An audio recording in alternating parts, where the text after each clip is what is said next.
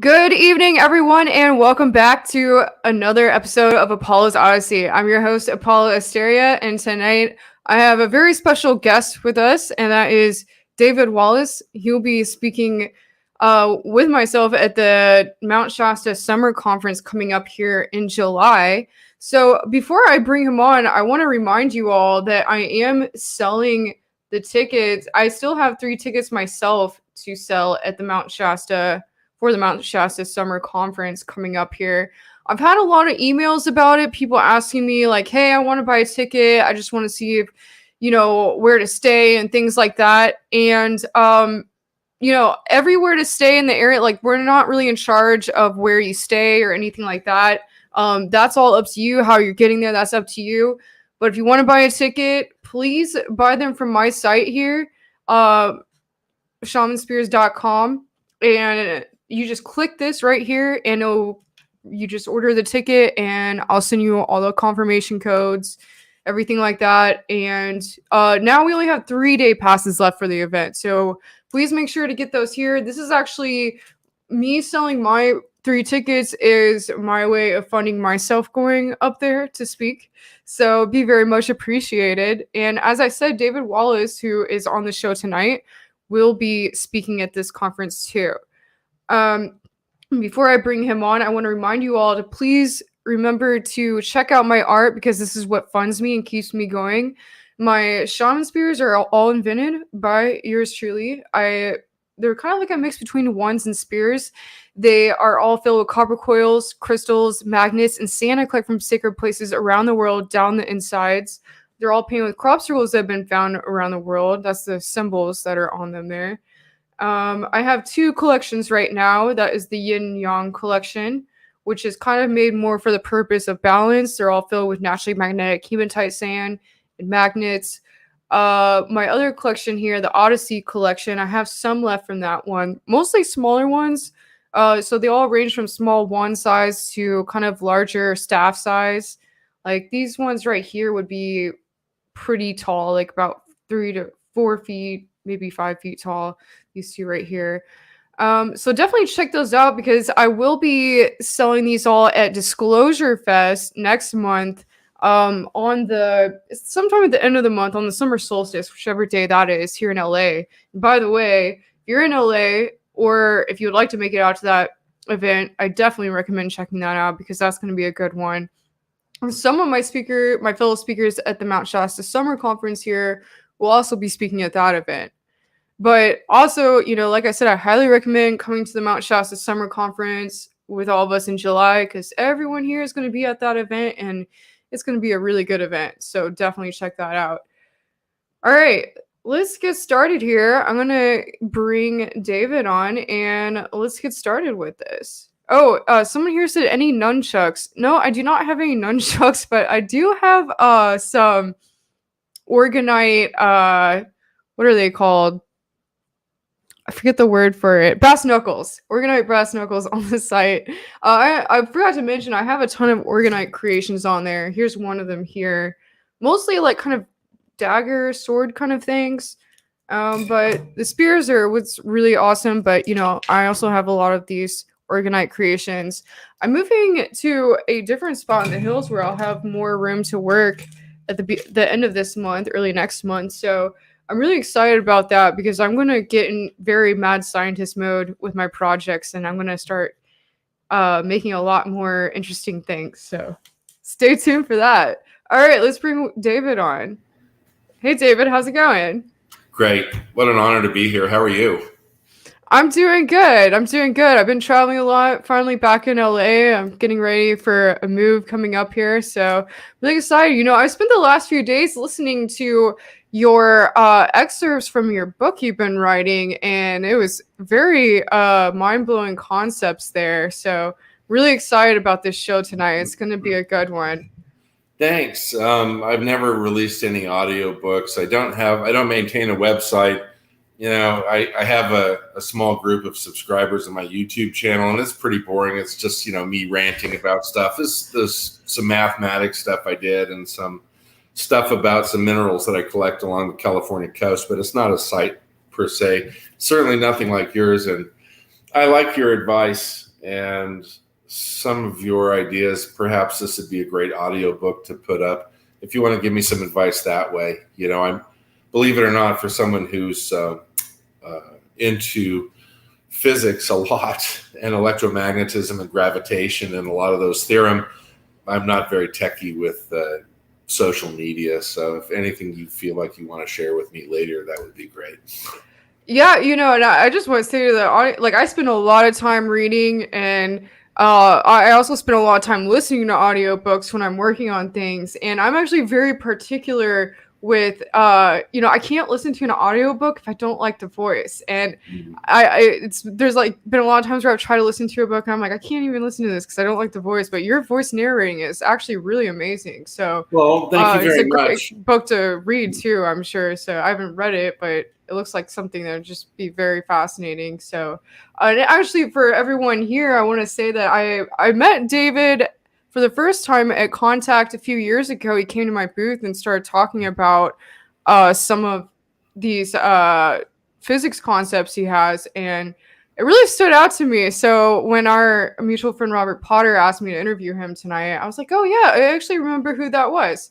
So yeah, I just wanted to say that. Far out. Yeah, far out. It was I'm a contactee, and I think that I'm still figuring out the rest of the story that comes with my experience. I don't have any of the answers, and I don't promote myself in a way that says, hey, go see David because, he's a contactee and he has the answers. The phenomena of many millions of human beings, it's many millions. Remember, there's almost 8 billion people on the planet now. So many millions of people are being reached out to by sentient beings that are beyond our world, that live off of our world. I really, like I said in the recording I sent you, I detest some of the nomenclature that's being bantied about by the extraterrestrial alien UFO community. I don't like the word alien.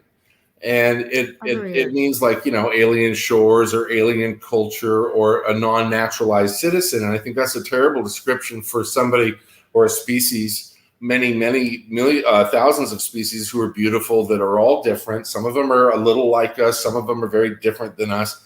And they all have a message, but they're not always interested in us. I mean, we have to make an attempt to contact them. And when I first saw an orb above my car following us, and it's because my son Will had looked out the window.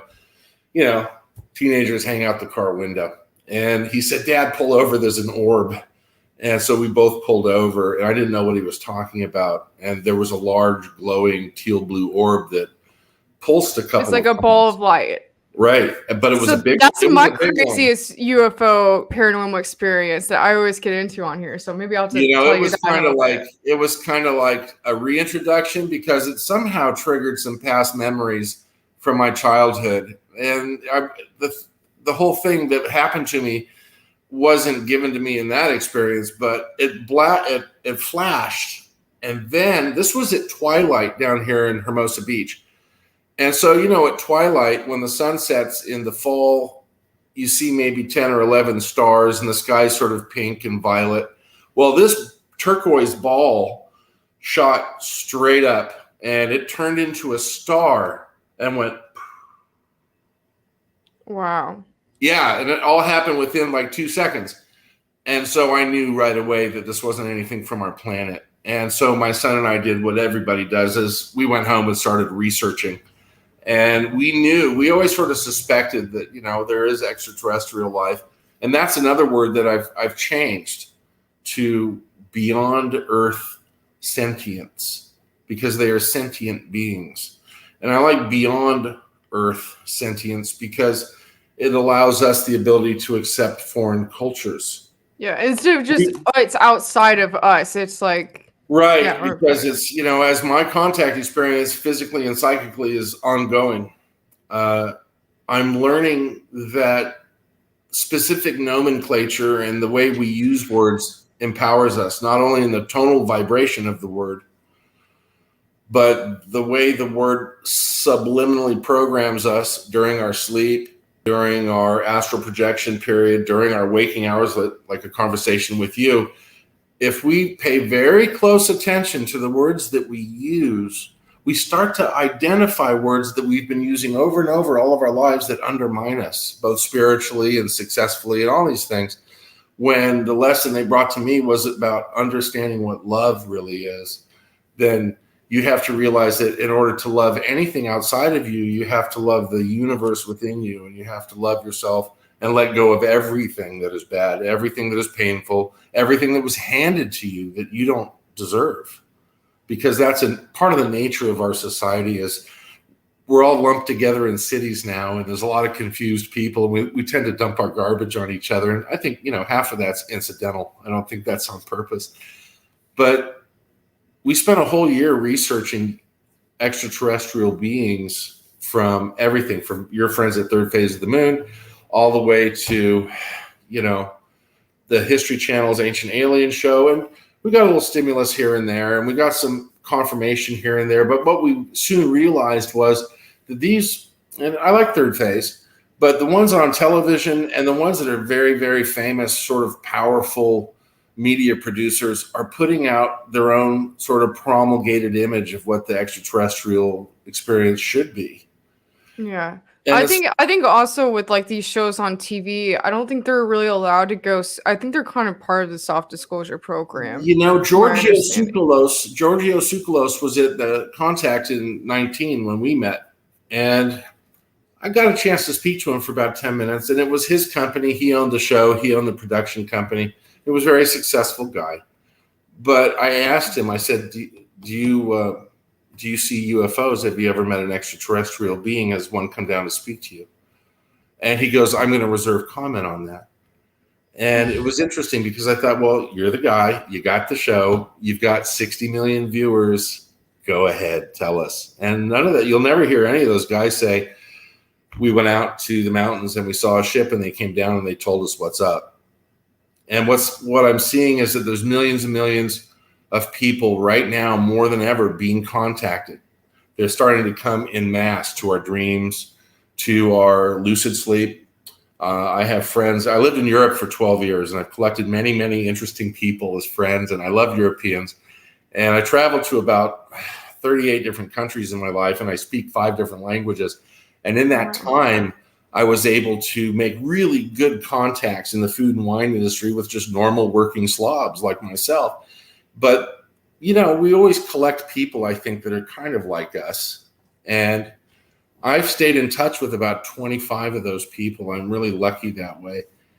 And of that 25 friends that I made when I was living in Europe for 12 years, 9 of them have all been contacted since me leaving in 2008.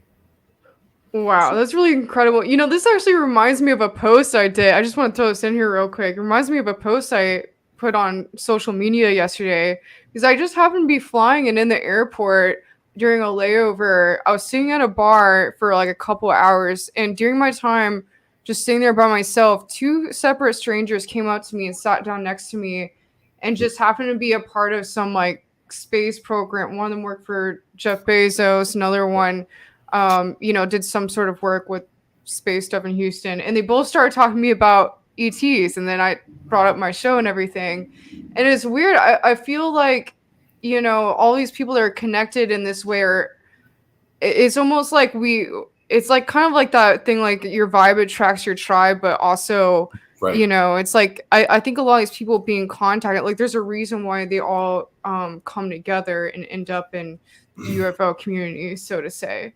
I agree, and I have some inkling, if you're interested, as to why this is.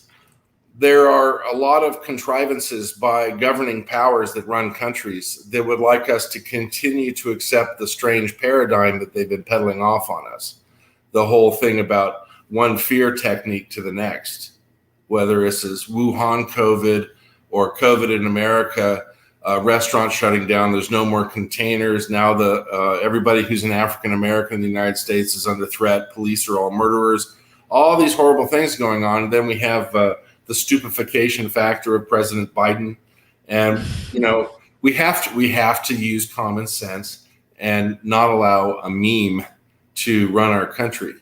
But that paradigm is also part of the promulgate image that the Pentagon and the NSA and the Department of Justice and these crypto levels want us to continue to buy. And they want us to continue to subscribe to that, because as long as we subscribe to the television paradigm, then we can still accept the paradigm of the control of the Catholic Church, the control of all the other institutions that have been running mankind very powerfully for the last 3,000 years. And certainly this all started many thousands of years ago. Who knows the date? I'm not a time traveler.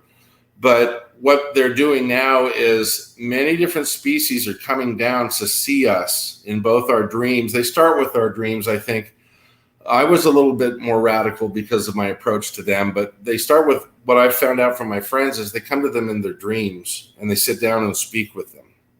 And my friends tell me, oh my gosh, it was so real, David, you know, and I know that you know what's going on. So they're kind of asking me for guidance.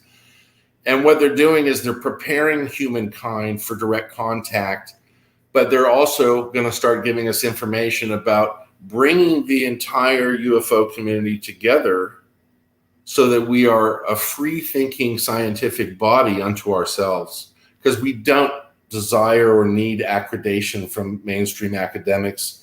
We don't need, you know, we don't need confirmation or acceptance from the U.S. government. They're just a bunch of liars. I've been saying this. I'm like, you know, it's like a lot of people in the UFO community, so to say, are like, oh, when is disclosure going to happen? Like, you know, always. Well, and like with the work I do with different channels, it's like I like to report on what's going on in the government. Totally. Because, you know, but at the same time, it's like we are disclosure. It's already happening. We don't need to wait for this to happen. Like all these people that are part of this and what we're doing, we're already bringing it here, whether they like it or not. Right. Right. Especially these whistleblowers that are coming in that have, you know, been a part of these programs and are releasing their information. It's so important. I know. And it's interesting, too, because I consider whistleblowers like, I can't think of her name right now. She's the head of, or she was the head of the medical branch of the Norwegian government. And she quit about 7 or 8 years ago because a sentient blues came down and spoke to her and talked to her about food chemicals and how they change us genetically. And so she released the information without telling her superiors, and they fired her. So, but they're coming down to heads of state. They're coming down to heads of departments. They're coming, you know, it's amazing. So, but the thing that's really funny is they also come down just to regular folks. And I think that they know that if you're a taxi driver or a baker or a bus driver, then you're going to be able to cognate the fact that there are friends that are outside our world that are concerned about us because we've always been connected to them. And I'm glad you listened to the recordings that I sent you, because the second part of chapter 6 talks about the conversation I had back in 2019 with Barbara Lamb. And Barbara is such a dear soul. I know you know who she is, but she's done amazing work with post-hypnotic regression, and she's taking care of a lot of fabulous people who have had extrasensory perception, self-discovery that have concerned them. And Barbara's done a lot of healing over many, many years. I believe I won't say Barbara's age, but she's up there. I believe she just had her something 7th birthday. But we were talking about the emanation of your soul and the deepest thoughts that you carry. And these could be the very secret ones that you don't share.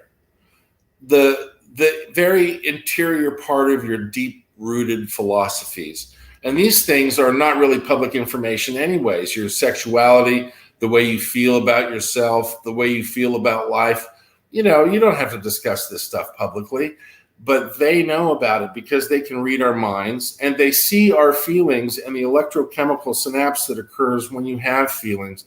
They read images from us. It's much like some people that are in this community that can read auras and that sort of thing. They see color charge variations in people, and they know that certain areas of your body are not well because they're sort of a dark olive drab instead of bright orange. And so they can do the same thing. Our friends that live off-world, the benevolent entities that don't come from this planet, can see and feel us with almost a sympathetic nerve that they have in their mind. And when they fly over the planet, human beings put out these big, long needles of light. And they go, oh, this person's interesting. I'm going to go and see them and contact them and let them know I'm here. Or I'm going to find out if they're calling me and they want me here. Let's go see them. Because they know that the earth is in that change. They know that we are in ascension. So they're paying more attention to us so that they can guide us into the correct direction. They are also aware of the government control agencies. So what I think the message that I've been getting lately is bring everybody together, regardless of what they know and what they don't know. Bring everybody together, put all of the information into a series of encyclopedias, and open up a university. I love this idea. I think it's so important, especially right now. And yeah, This is such a direct, strong message that I get all the time.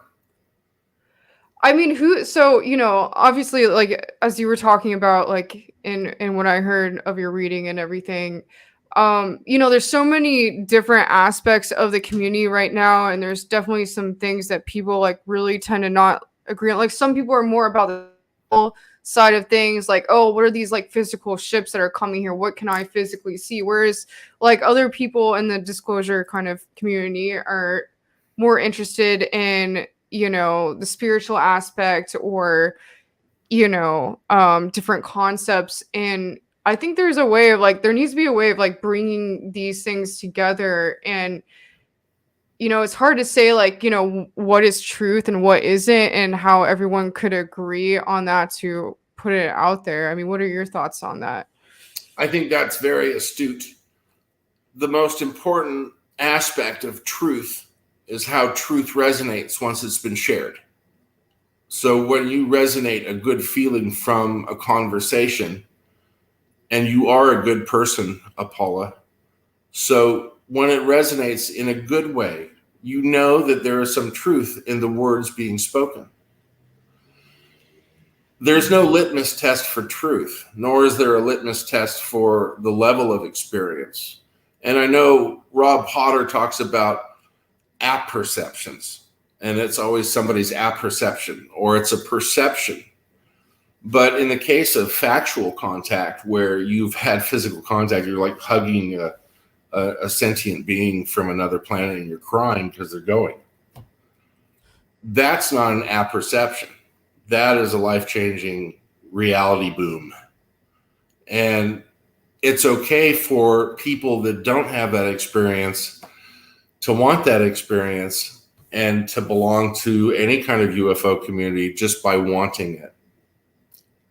They're not always going to give you what you think. This isn't like Christ, the cash machine, where you go up to the slot machine, you put a quarter in every time you sinned, and you pull the handle, and Jesus gives you absolution. You know, that's how all these dirty bastards that run Monsanto and the Pentagon operate. They go out and do horrendous things, and then they go to church on Sunday and get washed. And that just doesn't fly with me. So being resolute and having a deep sense of what truth is so very important to the meaning of our life and the quest that our soul is on. So I think that everybody deserves to belong to a community that makes them resonate with truth.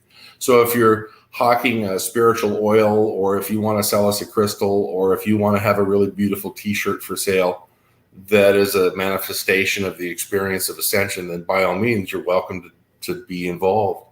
So there isn't any defining moment or one defining aspect of the UFO community that I can tell, because I sure as hell have had a very difficult time adjusting to the way that they changed me neurochemically and the way they changed my life. Everything flip-flopped and turned upside down, and my whole life changed. So there's so many different experiences. Just I'll stop talking, believe it or not, in a second.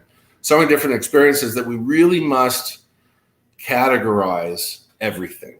We really must. And I know that MUFON has a lot of information that they should willingly give towards a university program if we decide that this is a field of study. And I understand that this is a field. We'll never get recognition, nor should we want it.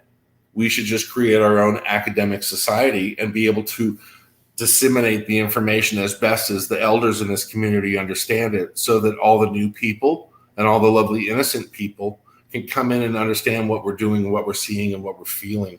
Because it's not a cult. It's a bloody amazing phenomena that's occurring the world over, and it's about bloody time. I agree with you 100%. You know, I think it's a really great idea. And, you know, what you were saying earlier about these experiences with light and ETs, I wanted to really get into that with you and what your concepts are with the language of light. I'm sorry, I coined the term the language of light from what I heard from what you were saying.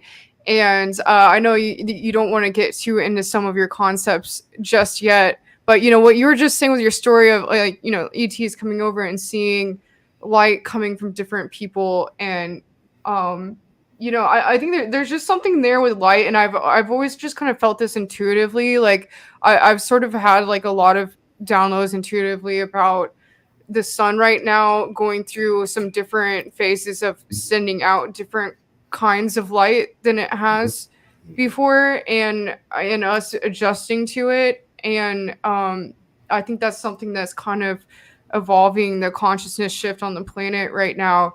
My personal ET experience or paranormal experience that I always like to talk about on my show is like very similar to what you mentioned, and it was about a lime green ball of light, or like a neon green ball of light or plasma or whatever it was, that was like, it was about the size of like a basketball, and it came down from the sky in the middle of the desert in Joshua Tree, and just like hovered like, you know, like 10, 20, or probably like 20, 30 feet away from me. But it came down and it just stopped like eye line with me. And it was like, it saw me and it wanted me to see it.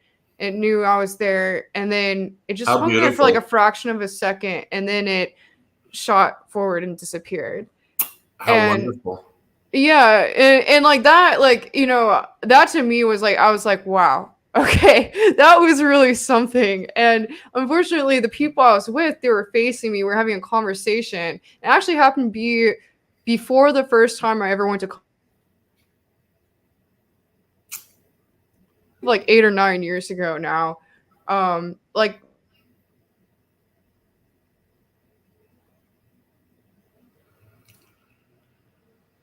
oh, sorry, I lost you there. That's okay. But it was during the meteor shower. It came down, and then it just, you know, I thought it was like a meteor. I was about to be like, hey guys, look, a meteor. And then it just came down. I'm like, whoa. I was just like speechless. Like, you know, they're talking to each other. Their backs are to it. So it was like just for me.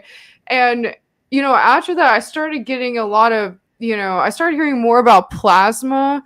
And, you know, I feel that there's something to do with plasma there. There's a lot to do with light. And I think I got like some downloads from that experience. And I've experienced a lot with that kind of color of light before, which, you know, I've talked about many times on here. I don't really want to get into now, but I know that there's something there with light.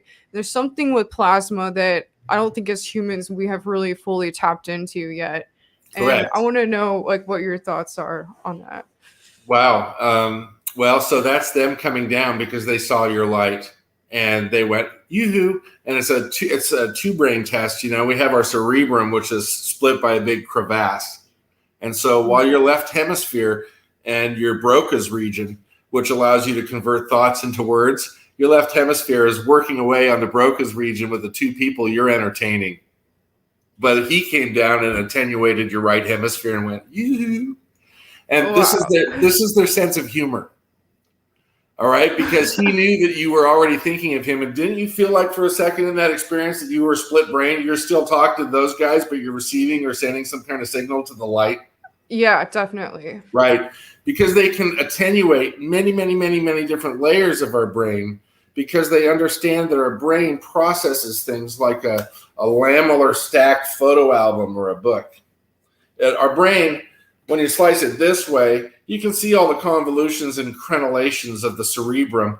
And, it's very unusual shape, but it also looks like an Egyptian papyrus. If you're looking at a two-dimensional image of a painting of a papyri in Egypt, they have that dome, and then they come in like a trapezoid, and then there's the stem. Well, they sort of understand that our brain is a papyri reed, and that you can open it's like a book where you unfold the spine, and both the covers of the book are on the counter, and the book just sort of goes like that. So you've got all these open pages. And then what they're able to do is immediately, because of the level of your species' ability to absorb and cognate, they know exactly where to go to get into the right page. And so they went in there and laid a couple of instructions, laid down some affirmations, laid down a couple of little flat photographs or images that are going to make you twink later. You're going to twig on something. And that's how they work with us, because they know that we can only take so much. We can only stand so much information, because if they unload all at once, it goes like this. And it unfolds that way. So this is when you see those people running down the street going, and they're naked, and they have a sign that says the end is nigh. It's because they got their download the wrong way. So they know how to communicate with us in gentle little puffs of information. And they do that with flashes of light. Now, those round balls, I call those telomeres. And I kind of made the word up. I can't find it on Google word search, except there are some things that sound like or are telomere, but I call them telomeres, and they're bioenergetic, encapsulated. They're like little bubbles. They're like thought bubbles, and they program them to come down and interact with our species. And if the telomere gets shot, it explodes into a little flash of sparkles, and it goes away. All right, if it gets hit with a direct beam. If anyone tries to pop a telomere, well, don't do it. But if you ever see one, respect it, because it's kind of like a little camera that floats down, and it allows them to make three-dimensional holographic projections of themselves to people, and it keeps them from getting hurt. They're up in their ship, okay? They're 20 miles above the Earth, or 40 miles above the Earth. They're further out than the ISS.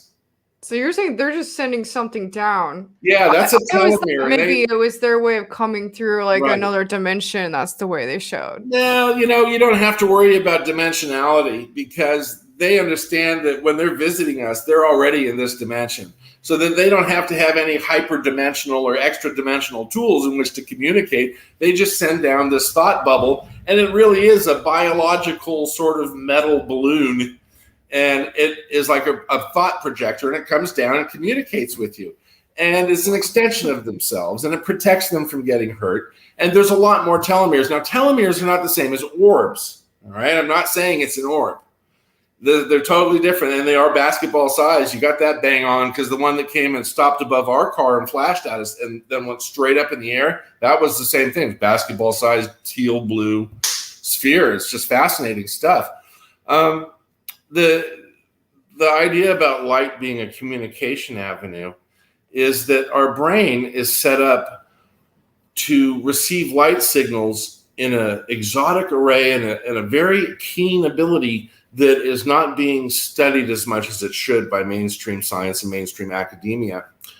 Many, many millions of years, and I do tend to go for a part of the theory of evolution, but I also definitely believe that we've been genetically modified. However, those works may have been muddied by the wrong species. And if you think it's the Anunnaki, or if you think it's a demonic interloper or whatever, that's fine. Nobody knows who the beings are that came and genetically altered us.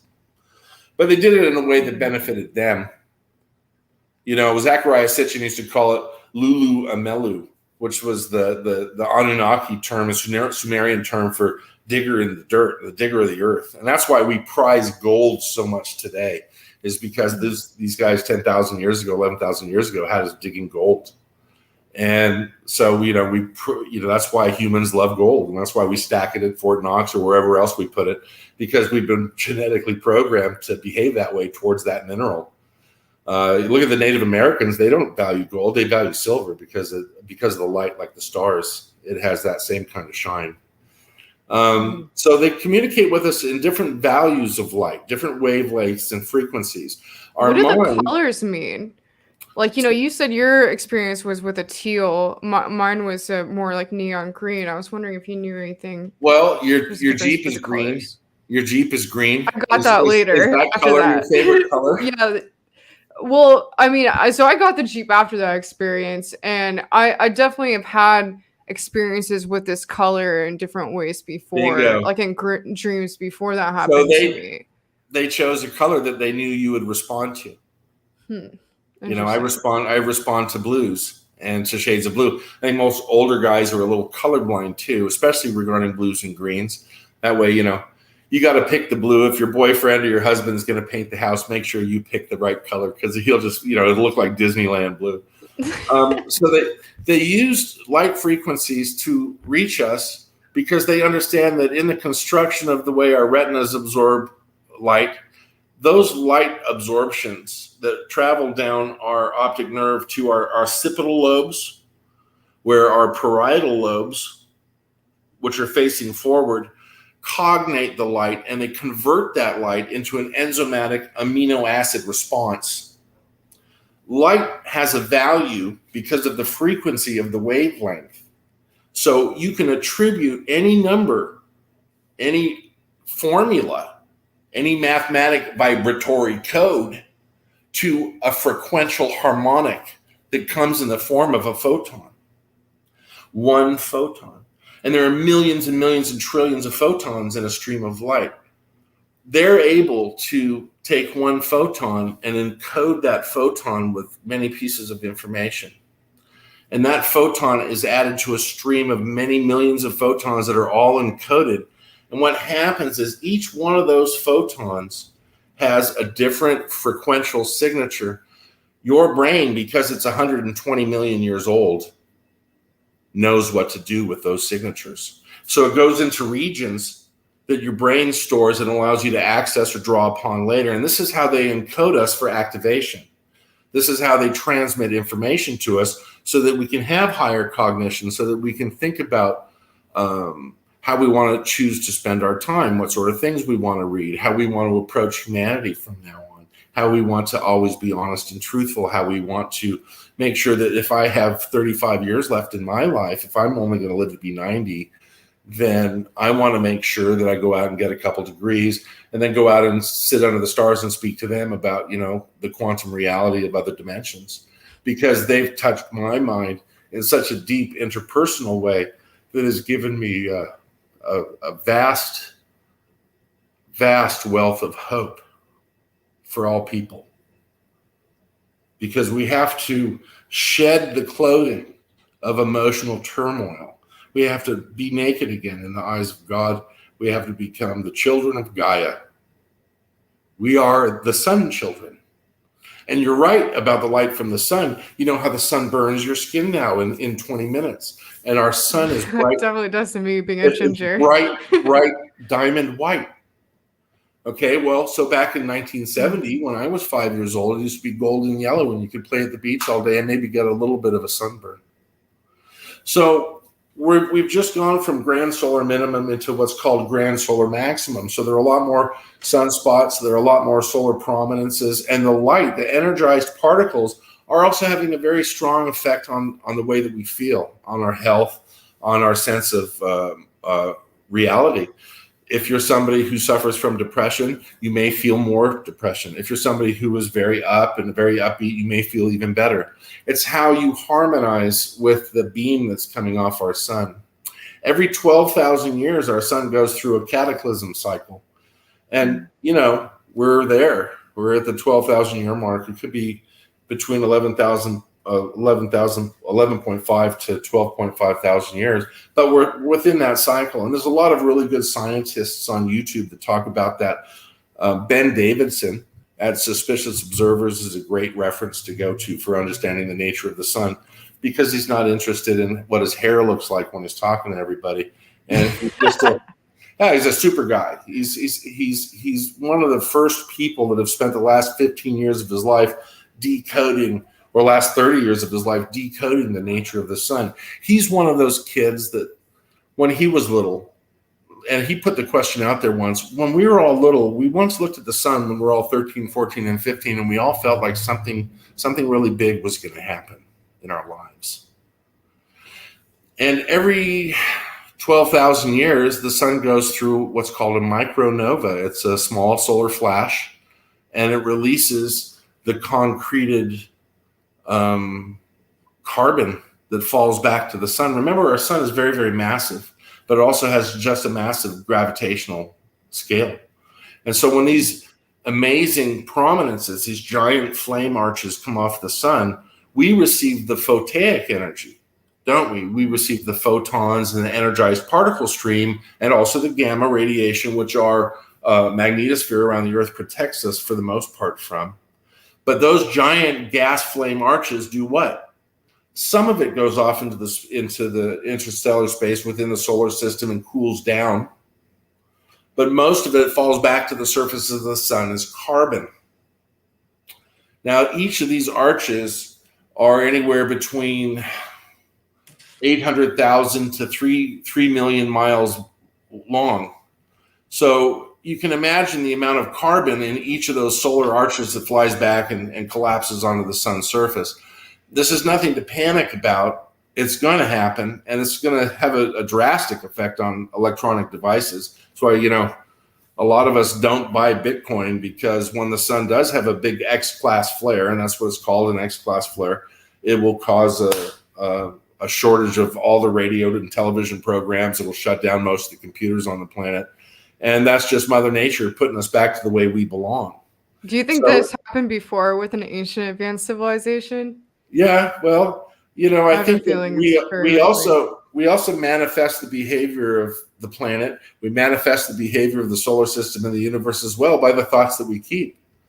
So if you approach the change of our sun in a positive way, then you become the new children of the surface of the Earth, and you're just like Native Americans were 1,000 years ago, when they could talk to every animal and to be at peace with every moment. That's beautiful. Yeah, I definitely think about that a lot. And I want to share this other experience I had with you, or that I had once. And it was, so basically I was laying in the La Jolla Indian reservation on a campground during this event at night. And I was looking at the sky and I saw the stars. To me, it seemed like they were bouncing colors of light off each other.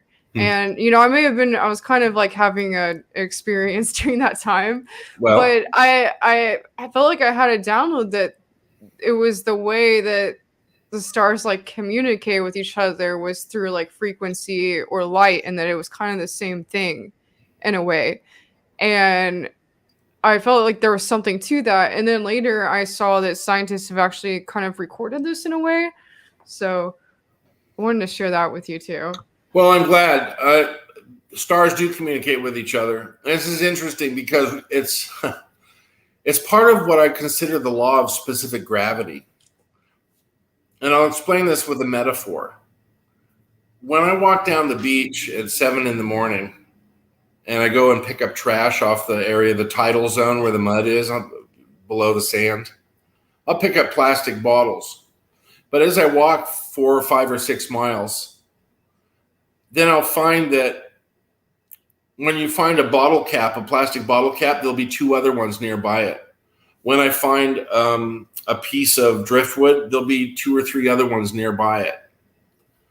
So if you find a blob of tar, because we have natural seepage, we have La Brea tar pits in LA. When you find a blob of tar that's on the mud, you'll find 4 or 5 other ones nearby it. So there's this law of specific gravity that causes things to wash up on shore to sort of gather together. It's like birds of a feather flock together. It's the same on the macroscopic scale. We perceive life as biological, and I think that's part of one of the problems with our consciousness, is that stones speak, trees speak, water speaks, and they all have a right to existence. Transfer that to the macroscopic scale. It's no different than when Yoda told Luke Skywalker to pull the X-Wing fighter out of the swamp water, and Luke couldn't do it because he saw it being too big, and then Yoda walks up and just pulls it out of the swamp, because size doesn't matter. So when you macroscope that idea into a larger system, you realize that planets are alive just like this one, and they do flash to each other. Stars flash to each other. It's a neural link. And if you look at Laniakea, which is the beautiful image of all the electromagnetic patterns of the stars and the constellations and the electromagnetic flow of this galaxy, you can look up Laniakea. The word that they use is, I believe, Maori, but it's a beautiful, kind of looks like a rainbow butterfly of neural connections. So you see, the galaxy is just like a neural net, just like inside of a brain. So when you have one feeling, it's not just your feeling, babe. I get it. All your friends get it. And it goes out to outer space, and it goes, your feelings transcend the galaxy. So we all are feeling together. And it's really easy to disconnect from the whole. Because if you don't believe in something, then you refuse to accept it, don't you? But if you believe in something, then it certainly is real, because it's your life. And so when I decided to completely believe in beings from another world flashing signals to me from their ships, and I truly believed it, that's when they came down. Wow. And it was pretty wild. I mean, it was the most wonderful thing that ever happened to me besides the birth of my son. And it's like, the love that I felt was like the kind of love that you feel when your mother, you've just been born and your mother holds you to her chest. Because they give off this wonderful emanation, and they have the ability to release the electrochemical signature that allows you to feel how grateful they are to be with you. They're very, very happy, and they want us to be happy. And they want us to recognize them, and they know that they have challenges for all of us. And it really means cleaning our own act up. Interpersonally, it means cleaning our souls. It means always having wonderful thoughts for everybody else around you. It doesn't matter about a social group issue. It just means, hey, suck it up and be a really nice person, because the world needs that now. And when you're more like that, when you show them, hey, please, I'm reaching out to you with my mind. When you're out at night looking at the stars and you think about them, they know it. And they judge your abilities. They look at how far you've come along. They make an adjudication because they have to. They've had a lot of bad, negative experiences with human beings too. So they want all of us to wake up in the right way, because we are all related.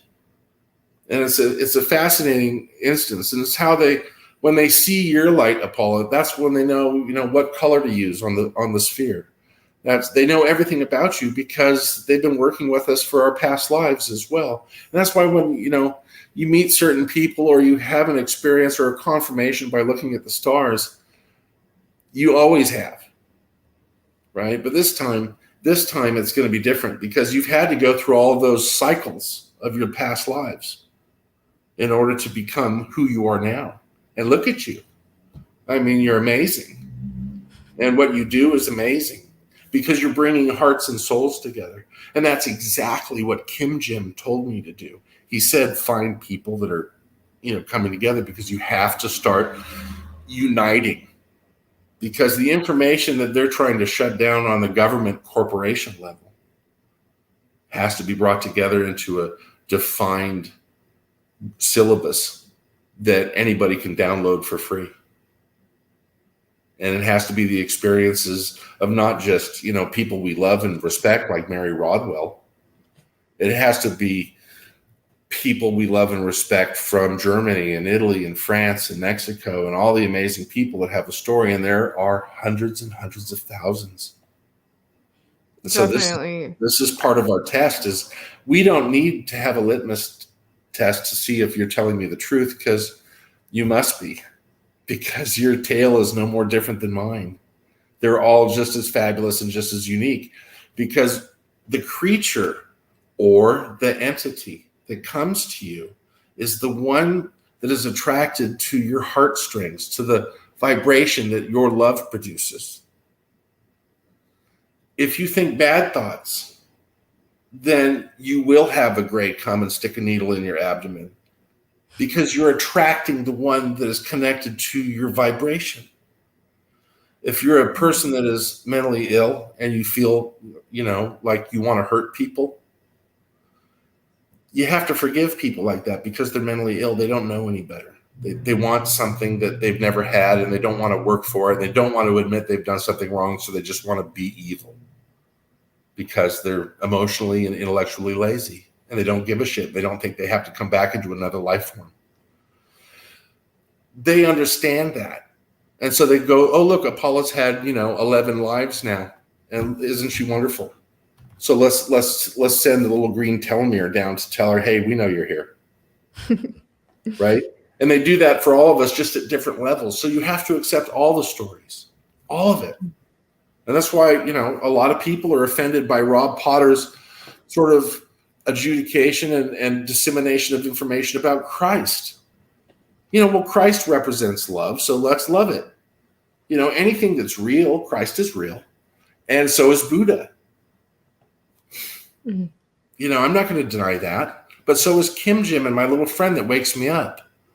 I have these little guys come into my house, and they always let me know when they're there. It's either a little light that floats through the room and I can hear giggling, like children giggling, or they start, my house is full of knickknacks and antiques, because I have a lot of past life connections to humanity's lost history, and how everything that used to be made by hand, Persian rugs, samovars, hand-pounded semi-precious stone jewelry from India, little wicker dolls from Papua New Guinea, wonderful furniture from, Singapore and Thailand and Burma, all beautiful artisan items are all gone now. All mass-produced crap has replaced it.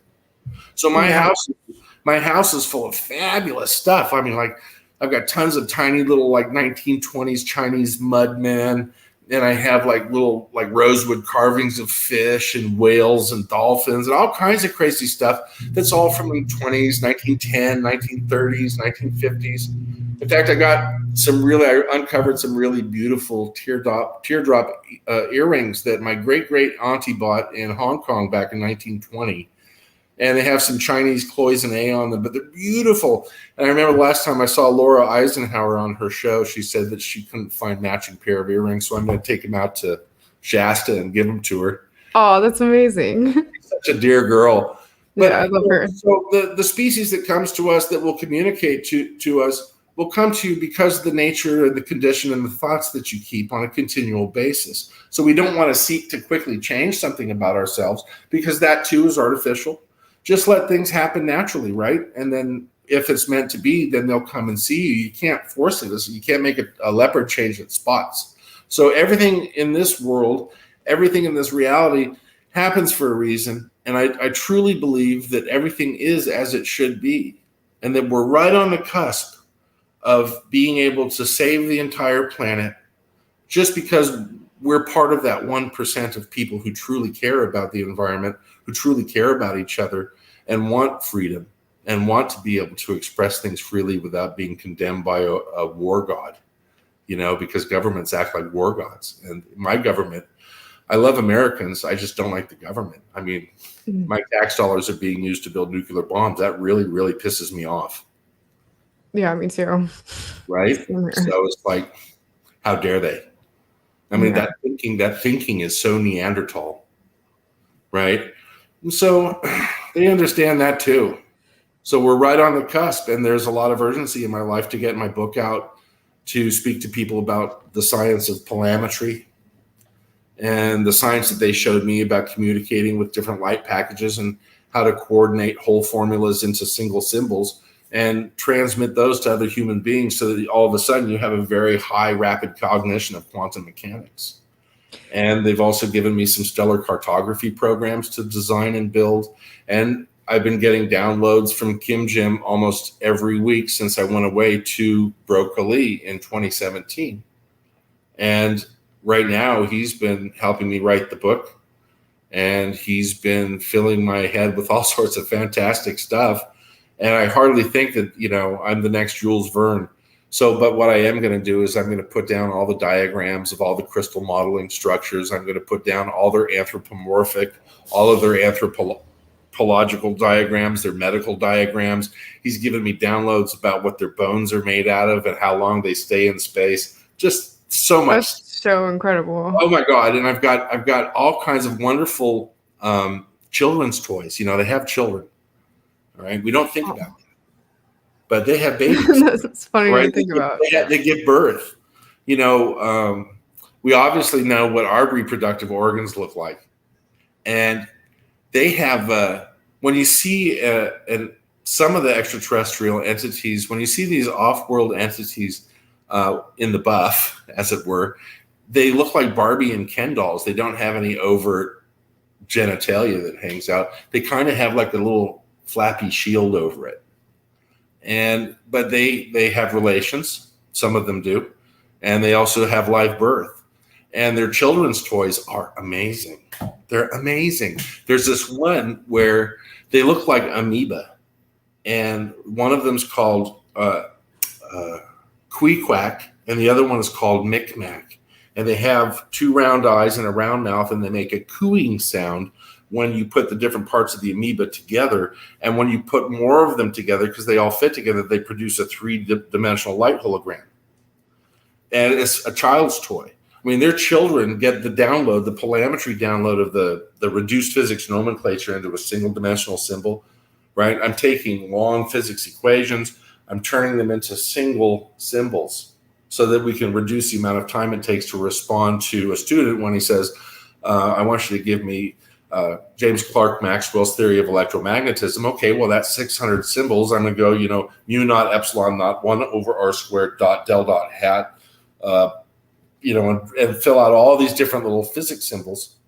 Or I can just show you 5 symbols that represent the long equation of Maxwell's theory of electromagnetism. We no longer should be using a diatom stick to write on a slate. Our mathematics. We don't need a chalk stick to write on a piece of stone. We don't need a dry erase board. All we need to do is take these long equations, turn them this way, turn them into a single symbol, and then those are the full representations of the equation. And you can make a sound attribute to each of the equations, and each sound attribute can have a different range, so that if you're teaching this linearized quantum mathematics language in thermodynamics, the range of sound is going to look like this when they show you 15 symbols. It'll sound like this. And then if you go to electromechanics or electrodynamics or plasma studies, and you put up 25 or 30 symbols, which will still represent a huge amount of equations, it'll sound like this. So that's the way they operate. They put a sound attribute to each symbol. And so when you hear, then that's Maxwell's theory of electromagnetism. Right? Yeah. And so when you take a single symbol like this one, right? Let's just see if I can put this up. And are these symbols like 3-dimensional? Have you They can worked be, with yeah. making the shape them into? I'm going to bring you in. Oh yeah, it's very strange stuff. But this is how they teach advanced compressed quantum mathematics to each other.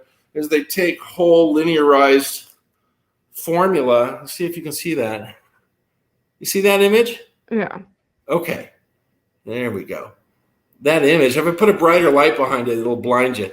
That image is the compressed single-dimensional symbol for the Laplace transform. And Laplacian transform is a very elegant cube in which you can measure all sorts of amazing variables and create wonderful tools with. But that's all the information, the entire orthogonal expression, the expression of derivatives for the Laplacian is that one single symbol.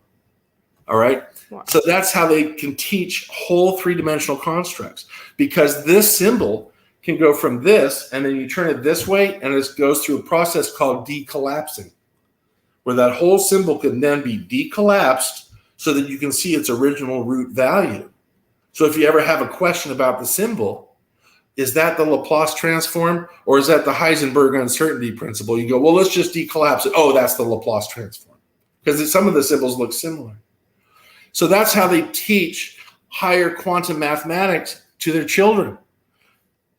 They will instruct them by giving them the symbol for the entire equation package, giving them an attributed sound, which kind of sounds like a lame dolphin, and then they will give the child a three-dimensional image of what that function does. And the kid studies that for 5 years between the age of 4 and 11, and all of a sudden he has the equivalent of 2 PhDs and as smart as Stephen Hawking, but he's only 11 now. And some of these off-world species live to be 300, 400, 500 years old. Do you think there's a connection with that with dolphins? Because I know dolphins have bigger brains than we do, or they have 160 million years ahead of us. Wow. So when a dolphin, in that amazing node that it has in front of its forebrain, all right, because their brain is set up a lot like ours, they have less of a crevice down the center of the cerebrum because their two halves are connected, because that's how much the brain communicates with itself. Wow. The more our brain advances, the smaller you'll see that crevasse between our two hemispheres become. You'll end up with sort of a solid mass. Well, dolphins have a very interesting sonar reflection and reception bubble. And when they're underwater, they know that their family is in a pod, let's say 150 miles away. If that dolphin goes, ping, that sonar image goes out, and it will photograph all the schools of fish, where the fishing boats and the nets are, and any industrial pollutants that might be there. And that dolphin will send a two-dimensional signal image to another dolphin who receives it. And his brain receives the mathematic frequency and then is then able to decompress that and compile a three-dimensional topographical image. Our brains can work similarly if we start practicing how to open up new neural pathways and open up new cognitive pathways in our own minds by creating cerebral exercises for ourselves. And I'm coming up with a whole bunch of really fun games that are both physiological, and some of them are just cerebral things like, Sudoku style puzzles. But it's going to be really interesting when I finish the textbook. There's no way I'm going to get it done before Shasta, and it's going to have about 500 pages, but it's going to be littered with photographs of ETs and architectural diagrams and anthropomorphic diagrams and lots of stuff about their interstellar conveyance. They're not UFOs and they're not UAPs. And every time we say UFO, UAP, then you're supporting that. So they're interstellar conveyance, or they're special ships that your friends fly in, because we know who they are. But they're not unidentified flying objects, are they? No.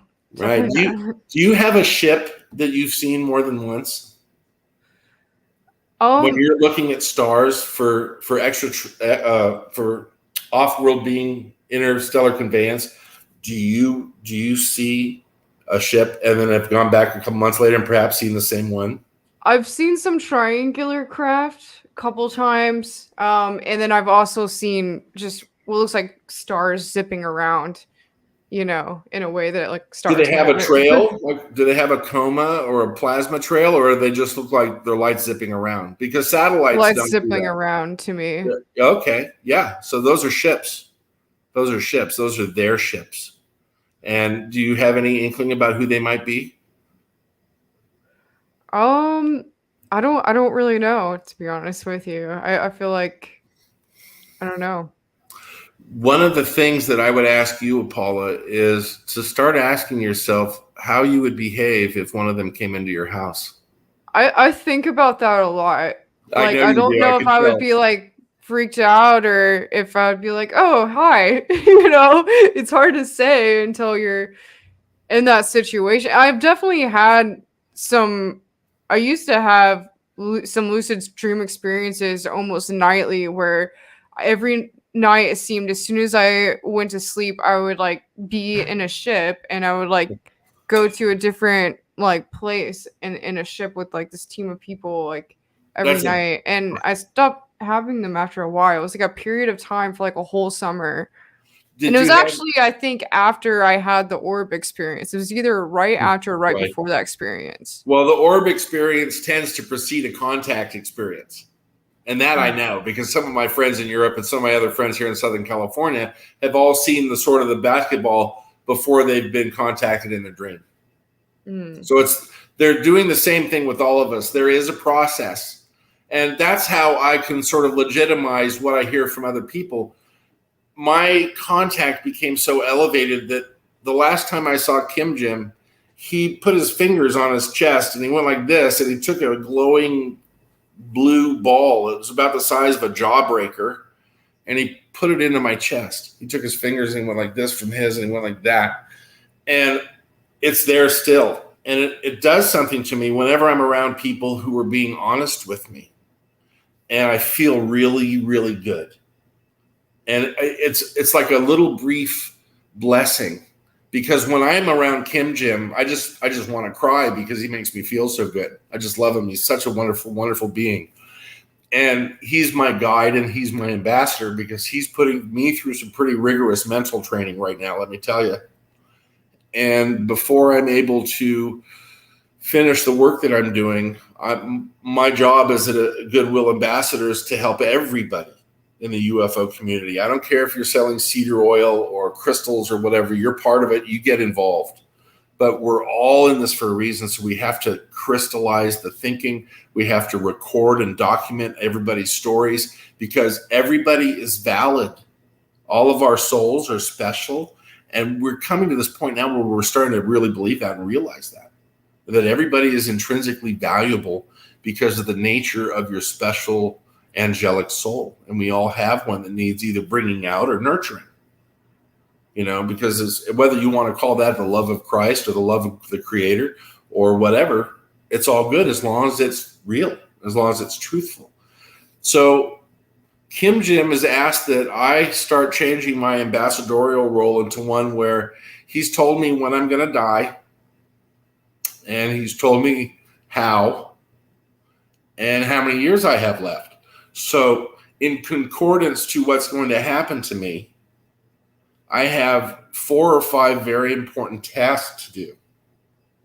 One of them is to get people that are younger than me to take this seriously and to create a encyclopedia volume of all of this so that it's accessible for free by all future societies and civilizations.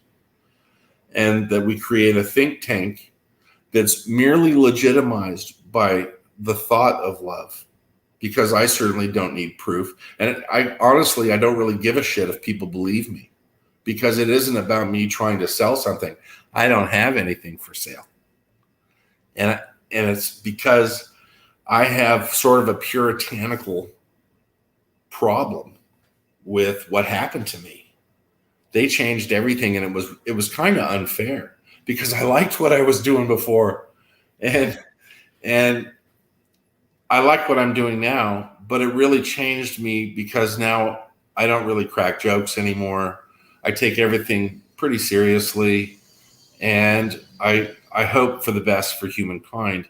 And so they want me to get a group of people to take the facts seriously so that they do start a university so that we can have, halls of study, our own museum, our own cafeteria, our own dormitories, our own group of teachers and professors. And when I mention the athletic department within this future university, it's going to be about meditation, levitation, psychokinesis, that kind of stuff, but also yoga and meditation. It's kind of like That sounds incredible. the This actually reminded me a lot of what I talk about in my Solutions for Humanity presentation. So make sure you watch that when we're in Mount Shasta. we're definitely gonna hook up, but I want to make sure that you and I get to spend some time with Laura Oh, You know, definitely. she's a Oh very my special gosh, I'm person. excited to see her again. It's been too long since I've seen Right? her in Because I haven't person. seen, and we just sort of connected visually for about 5 minutes when we were at Contact in 2019. And I know that she is definitely carrying a heavy download. And Oh, yeah. and she feels the responsibility of being a mother, you see. But it's a heavier duty job because she's also Earth Goddess, Earth Mother. Mm. And she forgives people. She has to. And she understands that when we are kind to each other, just like you do, when we're kind to each other, then we produce more of those beautiful enzymatic responses and amino acids in our nervous production method that allow us to open the gateway of true divinity and true ascension. There is no going back. You can't be in the process of developing a divine sense of love and community and then slide back and say a dirty remark about somebody, because they know it when that happens. So you'll never get their assistant if you're pretending. So no matter what stage we are in our life, and I really do struggle. I used to make a lot of money in the booze trade, but I quit the booze trade because I wasn't being my brother's keeper. And I quit drinking, incidentally, in 2008 too. And it was probably some years later that all of the toxins from alcohol, the microscopic amines and nitramines, and the toxic fatty acids in the form of aldehydes finally left my brain. And it took a long, long time. And I suggest everybody not drink alcohol, maybe just a glass of wine, every one glass of really expensive wine, 2 times That's a week. interesting you say that, because I kind of stopped drinking for like a year or so. Oh, good. And then more recently, I kind of was like, oh, like drinking a little bit more, like just like a glass of champagne here and there. And then I went a little crazy in Thailand the first time I went this year, just because, I was having fun going out every night. And then like by the second time I went, I ended up getting like a really bad, like kidney infection. I had it just kind of, I had to stop drinking because of that. You're not drinking And I enough was like, water. wow, okay. Like it just proved to me like, okay, like you shouldn't be Party doing girl. that. Well, you are kind of a Betty, and out of anybody that has an open mic talk show about ascension and contacting species from other worlds, I'd say you were probably the UFO community's hottie. Thank you, I appreciate it. Yeah, and I love your artwork, by the way. I have a bunch of crystals I don't know what to do with that are really nice. I think I'm going to donate them to your staff thing.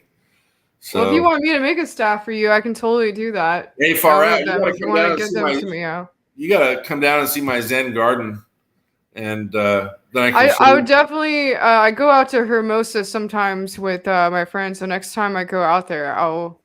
Yeah, you're welcome to bring anybody. I'm not around on Monday and Tuesday, but just call me and let me know you're on your way down so I could, make sure I'm here for you, because I have parking and stuff like that. And awesome. we don't make any money, but we live the good life. So, it's all good down here. We only eat organic food and we're vegetarians. So, it's just the way it is for me. I used to eat meat, but I just can't do it anymore. And I don't know. Part of it's emotional because I like animals too much. And then part of it's just physical because it gets my metabolism slowed down a little bit. So it's easier for me to gain weight. And of course, I'm surrounded by California's best pies. So what the hell? But make sure you come down. So I think that if we wanted to talk about the technology behind how our brain receives light information, we should probably make sure that we're letting people know that I'm going to come back on in the near future. And what we'll do is I'll have some three-dimensional models of the communication system that we discussed. And that sounds great. We can do this again too, because I can also show some models of the human brain and how we process light into amino acids and how those amino acids go off, and they both trigger emotions and memories. And they also trigger storage and behavior for later reception. So when we receive downloads in the form of light flashing, because that's what works for me. when a ship is shining a light at me, I'll notice a light, it'll go, and there'll be probably anywhere between 100 to 5,000 flashes in a period of about 5 or 6 seconds. And each one of those flashes is carrying an encoding signature that changes frequentially once it's observed by my neocortex through my parietal lobes. And it turns into a mathematic signal. And they're stored. And what happens when they download information like that is that they set up little electrochemical triggers. And so as a week goes by, one of those electrochemical triggers will flick, and then that next part of the download will be released chemically into your brain. This allows you some time to absorb the information from higher cognition in the form of light. So when those chemical triggers go off, they fire off systematically. So you could be receiving downloads from 2 or 3 visitations. I love looking at UFOs, but they're not UFOs. They're interstellar conveyance. I love looking at ships because the ones that recognize me or have heard about me, like, hey, that's Kim Jim's human. Let's flash him a signal and see how he reacts. And I wait. And, all you have to do is think, because when you think, that's psychic. You don't have to be some guru. You don't have to be Kenny Kingston to divine the future or talk about your loved ones that are departed. When you think a thought, anybody who's more psychic than you are is going to pick up on it. And that's the beauty of psychic prowess, is that it comes in many levels, and we're all very sensitive to each other. So, boy, let me tell you, I've had people come into my business who are profilers that are professionals. I had this one gal come in, and she was a real piece of work. She came in with some older girlfriends of mine, just amazing older gals. They're all very successful poets, and they're going down to a poetry reading in Manhattan Beach. And she came in behind him, and it was towards the end of the evening, and I could feel her right away trying to drill a hole in my forehead to get inside my head. And I looked right at her and I said, psychic profiling without my permission on these premises is not allowed. You can go. And my other girlfriends just went, like, what the fuck is he talking about? And this gal just immediately shut down and walked out because she was working for the government. She was working for the government. But she had short, spiky purple hair. She was 57. She had pink glasses on that were big, heavy frame. She was wearing yellow tennis shoes. She was doing her Pilates class. She had all the right look of a hipster. But she was a psychic bitch working for the NSA and the DOJ, and I nailed her. And so I looked at my girlfriends who are all these magnificent poets, and I said, was she with you? And they went, no. Oh, wow. She got in behind us about half a block away and followed us into the bakery. And I went, oh, okay, because I was going to apologize if that was a girlfriend. And they went, no, we didn't know her. So when you're psychic, you can feel this stuff. So yeah, I definitely can talk when to that sort of thing. When you're thinking you've seen a ship and that ship's flying over and it maybe slows down a little bit or does a little dance in the sky for you, just think a thought to it and they'll pick up on it. And then they'll turn around and respond to it. They really will. Or they'll come back because you emit a psychic signature. And every one of our signatures is electromagnetically different. We all have a different frequency. We all want to work within the same harmonic frequency. We're all like frequency waves, but they can read those waves. So the next time they're in your neighborhood, they're going to feel your frequency. And they might slow down a little bit and send you a yoo-hoo, just a little thought to, why don't you come outside and look up? You get those feelings every once in a while when you're like doing something and you get the impression that maybe I should just put this down and go outside and go look at the sky. Do you ever get those? Sometimes, yeah. I do. I mean, not as much here in the hills, Hollywood Hills. Okay. Well, I do. I get them all the time. We see them over the ocean all the time. Oh, wow. Because it's I've seen a lot over the ocean, definitely. Right. Not as much up here. So, yeah, well, they're right in the middle of it all, aren't they? Plus, the light pollution in the middle of LA is pretty rough. Yeah. It wasn't as bad when I was a kid. That's what sucks about getting old, is having memories. So when they reach out to us and they have an information package that they want to share with us, it isn't because they're rogue agents. there's a very exacting plan on how many different species are able to come to our planet and communicate with us. They're in collusion with one another. That's why we have these guilds or councils. You've heard of like the council of this and the council of that. And the council that I only cognate with is the Galactic Council of Scientists. And they're part of the information exchange system amongst their interspecies conversations regarding our planet. Our planet gives off a very beautiful quasar-like signature when you're 66 million miles away from Earth. Not only have I seen it, but I also have photographs. All right, I have some beautiful Kepler photographs that I got from a friend at NASA, and I'll shoot you a couple. And the Earth from 66 million miles away looks like a quasar. And it's a bright ball with these two huge white beams coming from the top and the bottom poles. And it's a little bit on an axis, but you can't really tell from that distance. So our Earth is like a lighthouse beacon out in the middle of that spiral arm. And the reason that our Earth gives off that frequency is both the nature of Gaia's health, because Gaia is sending a signal continually to the sentients. She needs help. She needs us to wake up more rapidly than we are. That's one of the reasons they've been coming down so much, is because we were once part of the natural cycle of bioentities on this world. But the Earth is a survival craft. Do you really think that tigers and praying mantises come from the same planet? No. Exactly. I definitely feel like Earth is almost like what's the bio depository. Yeah, that's what I was thinking for. This planet is special because many of the species that are on this planet are far, far older than mainstream intellectual academia will allow you to absorb.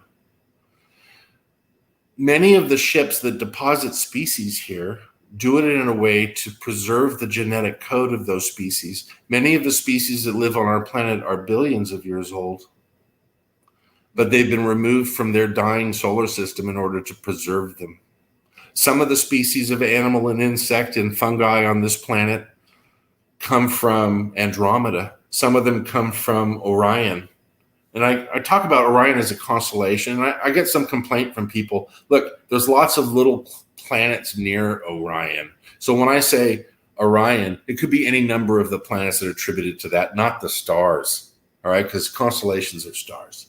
Yeah. So if I say Taurus system or Orionid system or Vega, I don't necessarily mean planet M1625 or planet E235b, because who the hell's going to memorize that NASA jargon? So it's easier for me to talk about planets in the sense of the cosmological placement of the constellations that are in front of those planetary systems. I think that's something that everybody ought to start questioning is, how come all these constellations are in front of these planetary systems facing Earth? How come we see those planetary systems constellations before we see the planets? They're like headlights. Yeah. They're like headlights. They're like beacons saying, this is this system, and we're looking at you. But this planet is a depository for a biome of billions of species. And when mankind corrupted himself and decided to dig all the gemstones and the gold out of the planet, and to throw dioxin into the ocean, and to put chromium in the rivers, and to destroy the rainbow trout and the salmon watersheds, and to subjugate, each other, for the concept of power, which is so wrong, right? When we decided to do that, we eliminated the gift from Gaia and the gift from the Creator, where we were able to once speak to all these myriad species.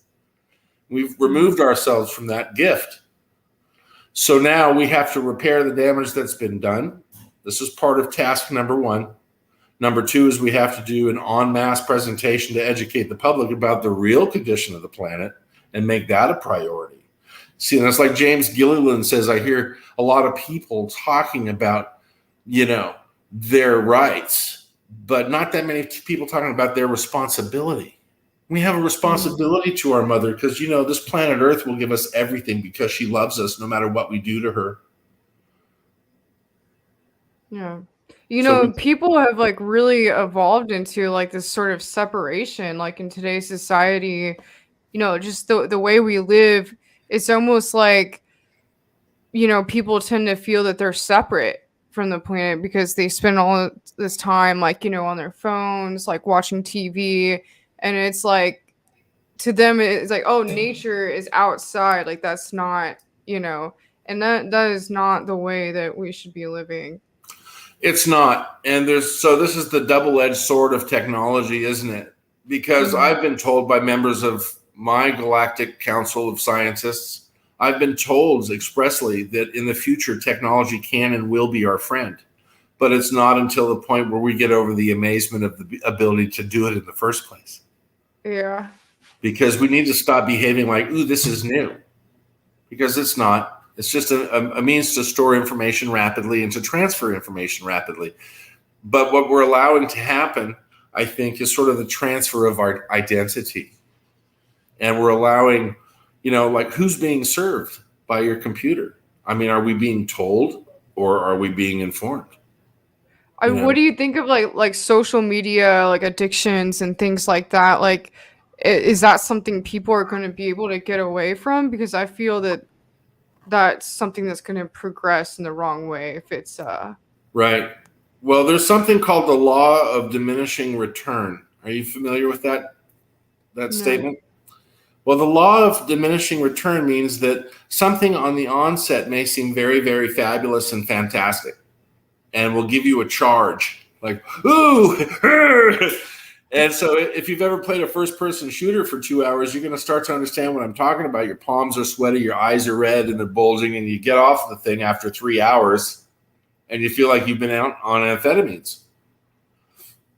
When we use electronic devices that are set up to be attractive to us, like I'm not attracted to electronic devices at all. I don't give a shit what I'm using as long as it works.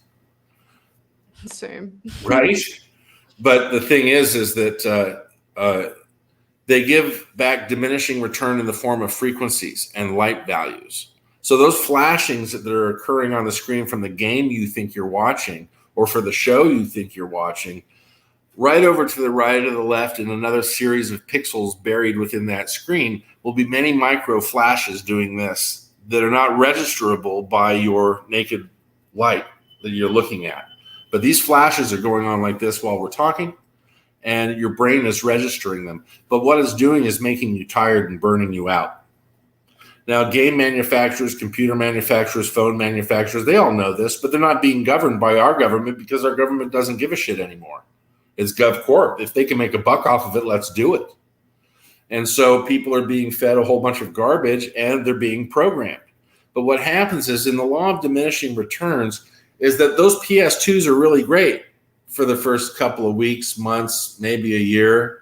And then you have to go get a new, brighter, more expensive one that's even crazier and full of more graphics in order to remain entertained. That's why they're so successful.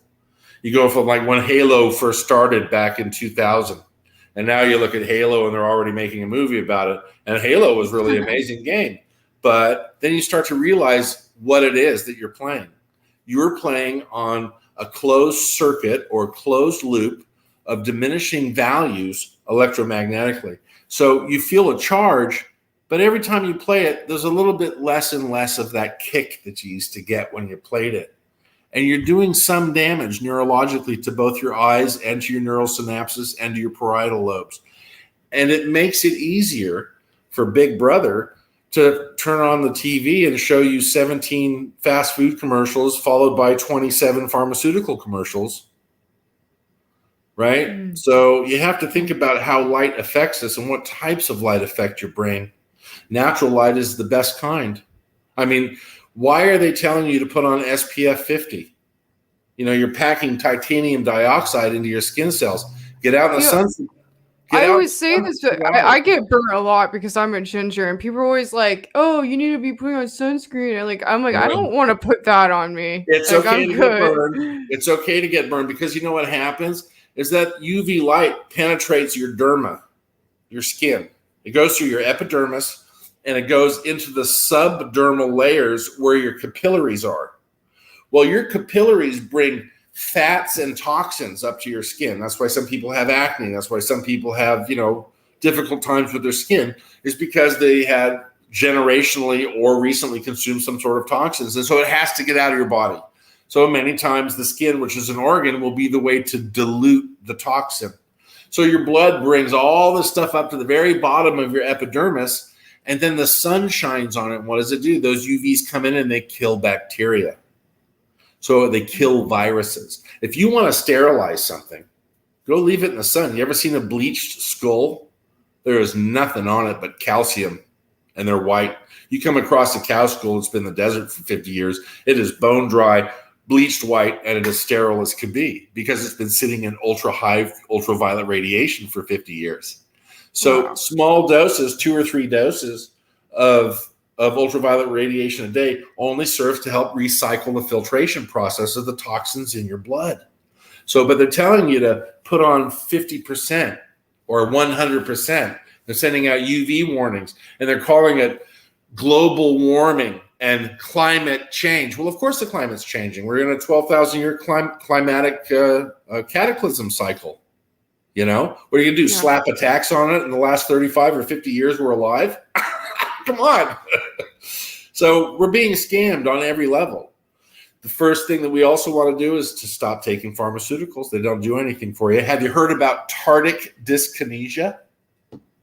No, what's that? Oh, geez.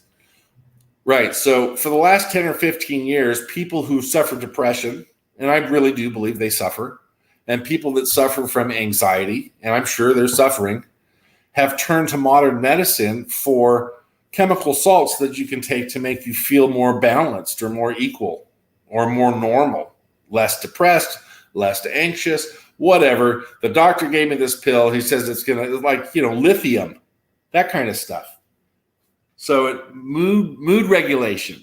So people have been hooked on all these things like Xanax and cocodamol and all these other things that are mind-altering drugs to make you feel happy all the time. I'm sorry, life is not happy all the time. Sometimes bad stuff happens. You got to deal with it. But anyways, so we've got a populace of people that have been taking brain salts for 10 years. And look it up on the World Health Organization. Did you know that over 70% of Americans are now on over 3 to 5 medications each? 70%. Wow. This means that if I wanted to change you, I can put in the right chemical crystal molecular combination of chemical salts that will pass through your endocrinal system and latch onto your neural synapses in your brain. And you will also transfer those changes that I've made to you, to your children, to your offspring, through genetics. And so we've got these people that have been taking these brain pills. Well, now guess what? They're suffering these horrible facial contortions from being on brain pills for 10 years. I mean, their faces are like this, and they can't control it. It's called tardive dyskinesia, because what they've done, all these wonderful pharmaceutical companies have opened up the neural pathway to allow all of your facial expressions to come out of you in 15 minutes. Oh my gosh. And these that really worries me, because I know a lot of people, they're suffering. So now people that are taking these kind of things every day. And so what have they done? They've now introduced a pharmaceutical, a new pill that will help you with tardive dyskinesia. But do you ever listen to the side effects on these pharmaceutical commercials on television? I mean, there's it's like everything. All right, it'll help you with your plaque psoriasis so that you can look sexy at 57 in the wrong bikini, But it does this. May cause blindness, may cause sterility, may cause coma, swelling of the tongue, swelling of the throat, edema, internal bleeding. And why would you ever risk something that's a pain in the ass to live with for 150 other horrible manifestations of the pharmaceutical? But they've got everybody convinced to take this shit. And all of a sudden you have this massively pacified society who watch TV. They're on a cycle of diminishing return. They're getting burned out by the screen. And while they're getting burned out, they're being told to go get a to-go pizza and then go take their medicine.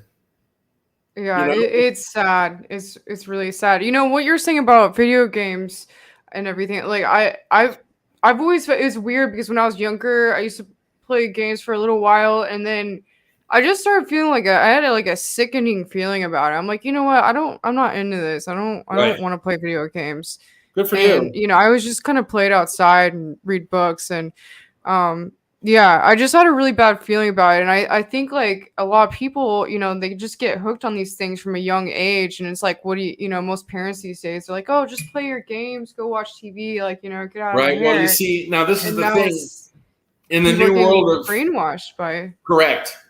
The parents have been told it's okay, But if you look at very successful Americans, you'll find that that's probably the Asiatic group. It'll be people from India, people from China and Korea.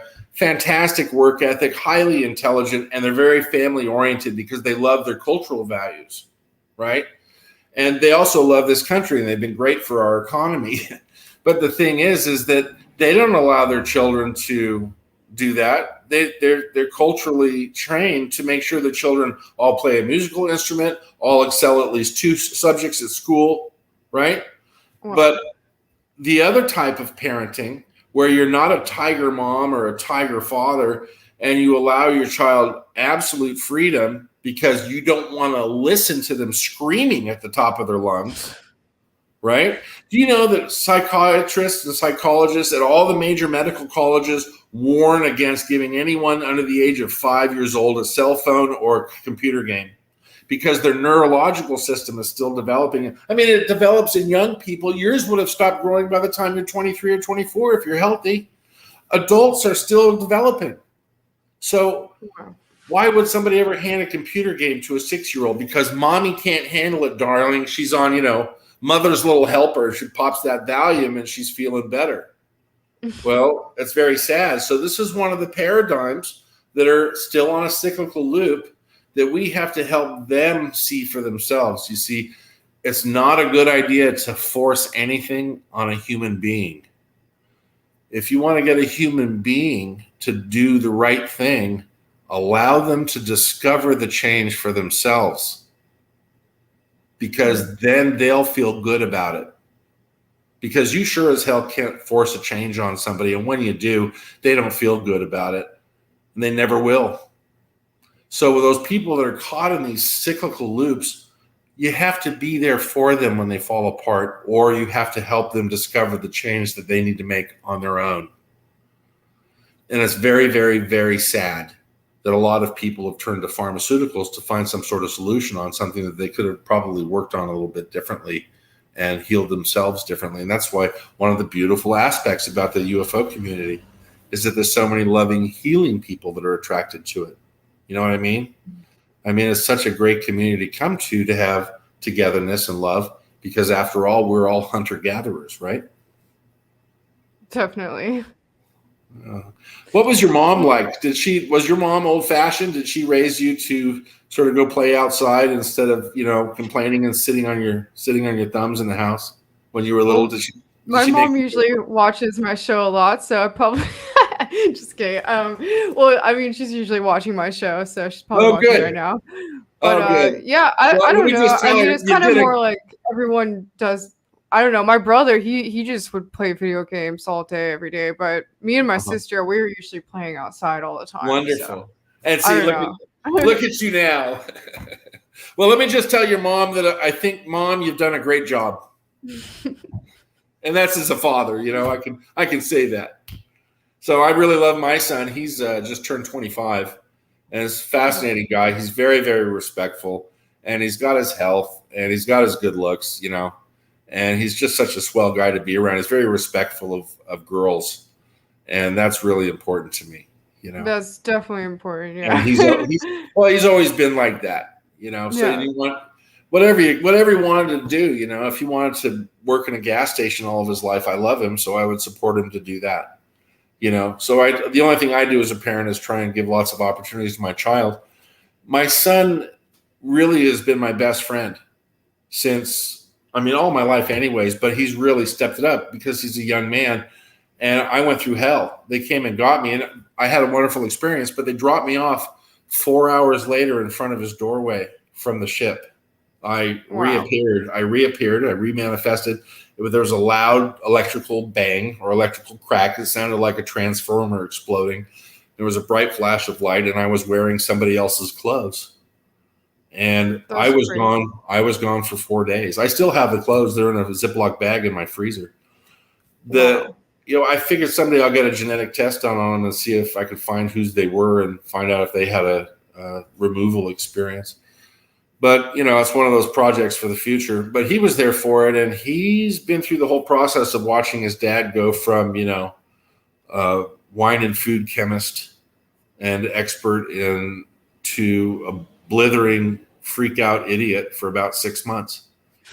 And, I had to reach out. I reached out to some very, very powerful psychic healers, but I also reached out to some very wonderful mainstream psychiatrists, because I thought I was going absolutely pork pie fucking batshit crazy.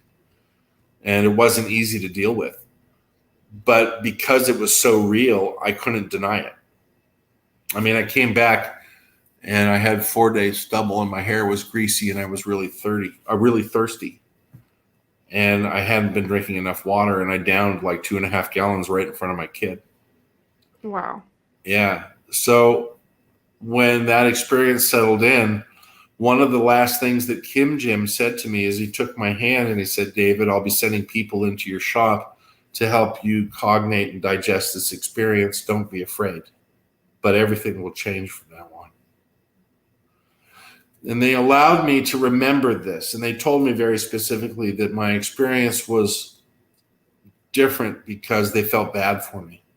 There was something going on in my mind where I was carrying, my mother passed away probably 11 months before Kim Jim came to collect me in January of 2017. It was January 7th, 2017. And my mother had passed away just a year before that. And I was very close to my mom. She was a really great lady. And she raised lions for the actress Tippi Hedren for 35 years at the Shambhala Preserve. Oh, and wow, that's really cool. My mom knew George and Joy Adamson from Born Free, and she was best friends with Jane Goodall and Jacques Cousteau and all these wonderful people who are gone now. And they were all warriors for the planet.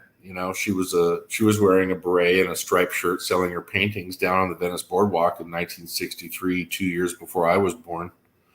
And she was always a wildlife activist and an artist.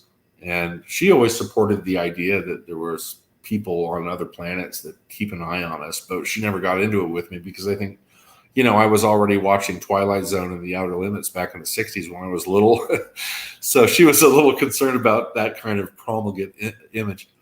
But we certainly are able to change the way we behave to ourselves, and we're certainly able to make immediate adjustments to the way we approach the planet. And we start, when you have a contact physically with a being from another world, the first thing they do is they sort of isolate what you're thinking, and they look at it like a little model, and they decide what part of that model needs to be cleaned up and reattached.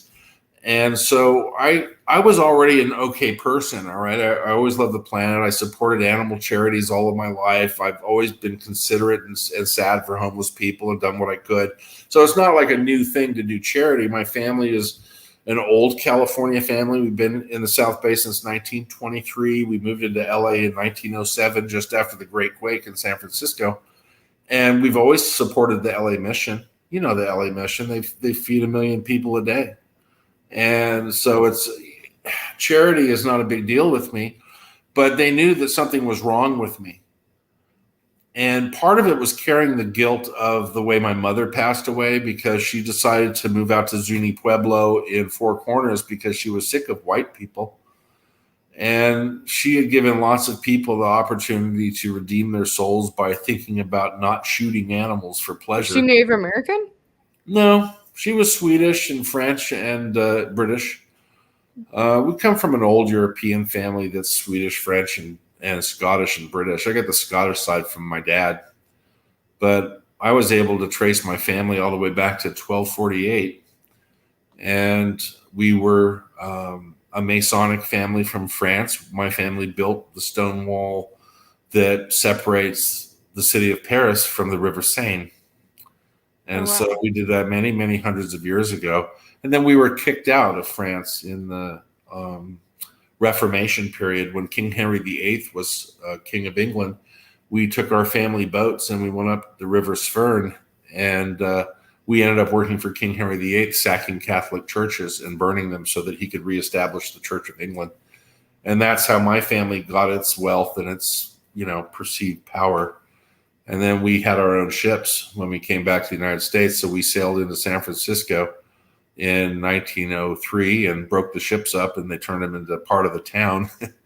And then we were all interesting people, milliners, nurses, fabricators, antique dealers, and things like that. We used to raise Clydesdale horses for the royal family back in the 19th century. So, we did some interesting stuff. And my mom always did interesting things. And she raised my brother and I to do something special with our lives. But because I was sort of the emotional one in the family, I used to cry a lot when I was a kid. And nobody understood. Are you a Pisces? Oh, totally. Oh, you are? Yeah, but nobody understood. Nobody understood the dynamics behind it. I get Pisces really well. Oh, that's lovely. Well, we are the emotional dustbin of the universe. But, guys don't really, I'll say it again, guys don't really get very interesting until they get older because they have to stop being ruled by their Johansson. And once we start maturing a little bit, then we're okay to be around, honestly, because we really chill out. I've had my kids. I don't have the urge to pretend I'm some sort of masculine superhero. I could give a shit. But the thing about mom is that she knew that I was sensitive. I was sensitive. And then I started having strange experiences with extraterrestrials when I was very small. And then that stopped because I think my mom approached them and made it stop. And then when Kim Jim came to see me, he said, "Hey, we got to talk. I'm going to allow you to remember this experience. The first thing I'd like to do is to take away all the emotional damage that's been given to you." And he put his hand very gently on the side of my face. And in a huge moment, every bad feeling I've ever had was taken away from me. And I just started pouring tears. And he explained all of the mechanics behind electrochemical stimulus, about protein enzymes. He talked about all of the neurological functions of the human brain and the role that by the things that we see and the things that we hear, we connect those two things and we created an emotional chemical response. So he discussed with me in a very short period of time, was able to transfer a huge volume of information to me about neurochemical exchange mechanisms and how we're affected by the things that we see and hear. But he told me that all people are born completely innocent. And it was at this point, when I stopped crying, and I because when you're with these enigmatic, unbelievably beautiful, kind, sweet beings, and you're sitting with them, and they're holding your hand, looking at you in the eye, saying everything will be fine. I was able to formulate questions, and the first question I asked him is there a God? And he took a huge sigh. And I could hear him speaking, even though he had sort of a vestigial mouth. I could hear his words that he was placing on my mind, but I heard him auditorially as well. He had a lovely sort of deeper timbre to his voice. And he said, "Yes, David. We describe God as the divine creator of all that there is." And in the same breath, he said, "The divine creator would never create anything in this universe to cause you to feel pain, fear, or sadness. And that all of those feelings are a construct of your dimension from your society. But we're concerned about you, so we're going to allow you to stay awake, and we're going to remove these things from you." And it just went whoosh. And it was unreal. So, and then Kim Jin talked to me about my family. He talked to me about my past lives and told me who I was.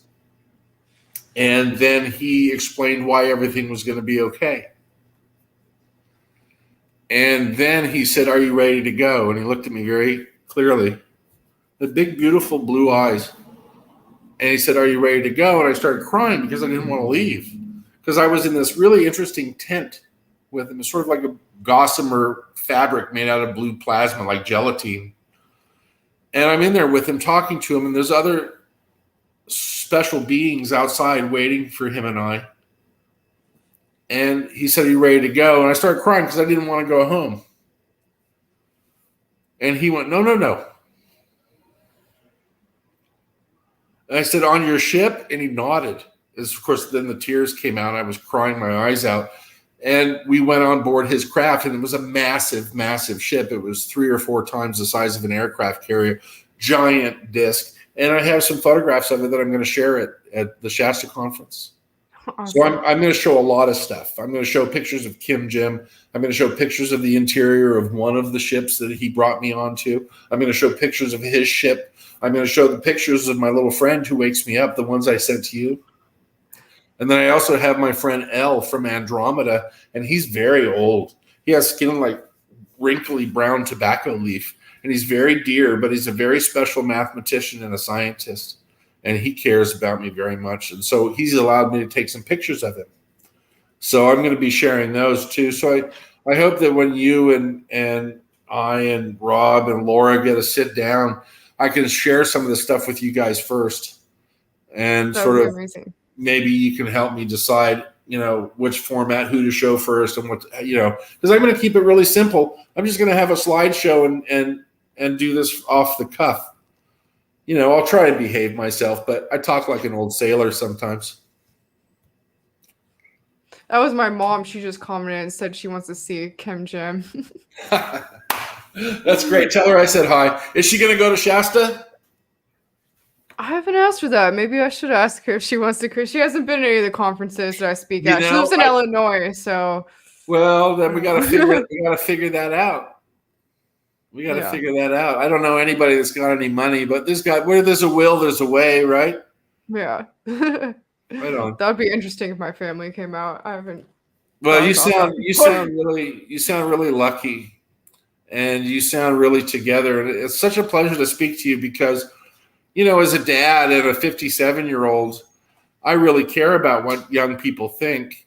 And if it wasn't for you guys out doing what you're doing, I think we'd be in a lot worse state that we're in.